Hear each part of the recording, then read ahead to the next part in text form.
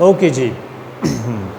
अपने रेस्पिरेशन के first step की तरफ आते हैं जो कि है ग्लाइकोलिसिस। ठीक है, तो एज द नेम इंडिकेट कि इसमें ग्लूकोज की स्प्लिटिंग होगी। ठीक है, तो इसको हम डिफ़ाइन कर सकते हैं कि splitting of glucose molecule up to the formation of pyruvic acid, यानी कि अगर देखा जाए तो ग्लूकोज मॉलिक्यूल जो है उसकी स्प्लिटिंग हो रही है up to the formation of pyruvic acid.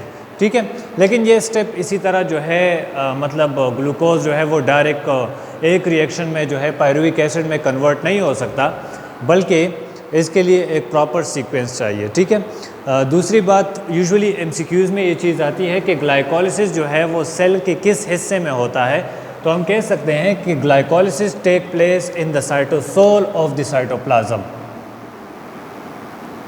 Glycolysis जो है ये साइटोसोल में होता है। ठीक है, अच्छा, इसमें splitting of glucose molecule up to the formation of pyruvic acid.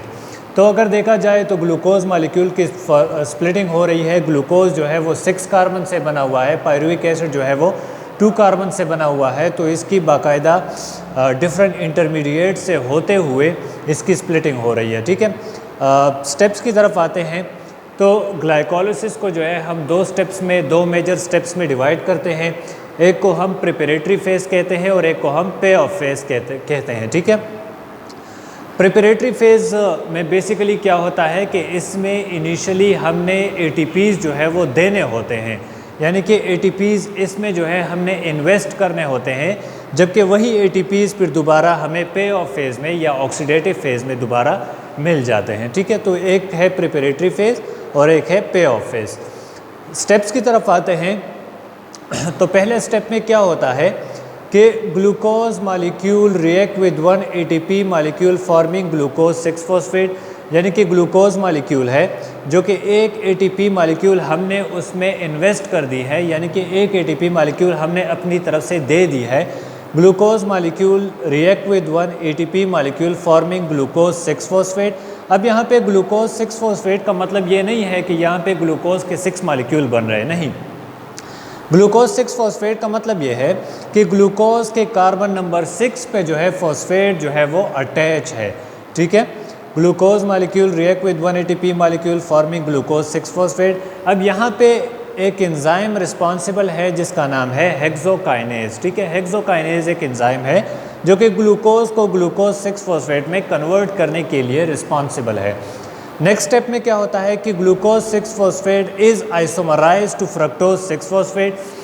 ठीक है, यानी कि ग्लूकोज 6 फॉस्फेट है वो आइसोमराइज हो गया है फ्रक्टोज 6 फॉस्फेट में। आइसोमराइज हम जानते हैं कि कंपाउंड और molecule having the same empirical formula but different structural formula is known as isomers and the phenomena is known as isomerism। ठीक है, तो यानी कि ग्लूकोज 6 फॉस्फेट है वही फार्मूला है, वही एम्पिरिकल फार्मूला है, लेकिन स्ट्रक्चर में जो है चेंजेस आ जाते हैं, तो ये कन्वर्ट हो जाता है फ्रक्टोज 6 फॉस्फेट में। अब यहाँ पे जो एंजाइम रिस्पॉन्सिबल है वो है फॉस्फोग्लूकोज आइसोमरेज। ठीक है, अब फ्रक्टोज 6 फॉस्फेट जो है ये कन्वर्ट हो जाता है फ्रक्टोज 1,6 बिस फॉस्फेट में, यानी कि fructose 6 phosphate react with 1 ATP molecule forming fructose 1,6 bis phosphate. अब अगर यहाँ पे देखा जाए तो यहाँ पे एक फॉस्फेट था, जबकि यहाँ पे 2 फॉस्फेट आ रहे हैं। यहाँ पे जो एंजाइम रिस्पॉन्सिबल है वो है काइनेज। काइनेज एंजाइम जो है यहाँ इसके लिए रिस्पॉन्सिबल है। तो ये यहाँ से लेके यहाँ तक फ्रक्टोज 1,6 बिस फॉस्फेट तक ये एक प्रिपरेटरी फेज था। अब नेक्स्ट स्टेप में आते हैं। तो नेक्स्ट स्टेप में क्या होता है कि फ्रक्टोज 1,6 बिस फॉस्फेट यहाँ पे ये है 6 कार्बन। ठीक है, ये कन्वर्ट हो जाता है ग्लिसरिकल्डिहाइड 3 फॉस्फेट में और डाईहाइड्रोक्सी एसीटोन फॉस्फेट में। ये दोनों मॉलिक्यूल जो है ये इंटर कन्वर्टेबल है, यानी कि 3 कार्बन से ये भी बना हुआ है जबकि 3 कार्बन से ये भी बना हुआ है। अब यहाँ पे रिएक्शन 2 साइड पे चलेगा, रिएक्शन इस साइड पे भी चलेगा और रिएक्शन इस साइड पे भी चलेगा। ठीक है, तो यहाँ पे एनर्जी प्रोडक्शन जो होती है वो इस साइड पे भी हो रही है जबकि इस साइड पे भी एनर्जी प्रोडक्शन हो रही है। हम अपने साइकिल को यहाँ से चलाते हैं तो ग्लिसरिकल्डिहाइड 3-फॉस्फेट जो है ये यहाँ पे ये कन्वर्ट हो जाता है 1,3-डाईफॉस्फोग्लिसरिक एसिड में। 1,3-डाईफॉस्फोग्लिसरिक एसिड में यहाँ पे बन रहे हैं 2NAD जो है वो रिड्यूस हो रहे हैं 2NADH2। अब यहाँ पे जो एंजाइम रिस्पॉन्सिबल है वो ग्लिसरिकल्डिहाइड 3-फॉस्फेट डीहाइड्रोजिनेज एंजाइम यहाँ पे रिस्पॉन्सिबल है। अब 1,3-डिसफॉस्फोग्लिसरेट या 1,3-बिसफॉस्फोग्लिसरिक एसिड जो है ये कन्वर्ट हो जाता है 3-फॉस्फोग्लिसरिक एसिड में, यानी कि 2ADP जो है वो कन्वर्ट हो जाते हैं 2ATP में। ठीक है, 2ATP में ये कन्वर्ट हो जाते हैं। यहाँ पे जो एंजाइम रिस्पॉन्सिबल है वो है फॉस्फोग्लिसरेट काइनेज। ठीक है, नेक्स्ट स्टेप में आते हैं तो 3-फॉस्फोग्लिसरिक एसिड जो है ये कन्वर्ट हो जाता है 2-फॉस्फोग्लिसरिक एसिड में।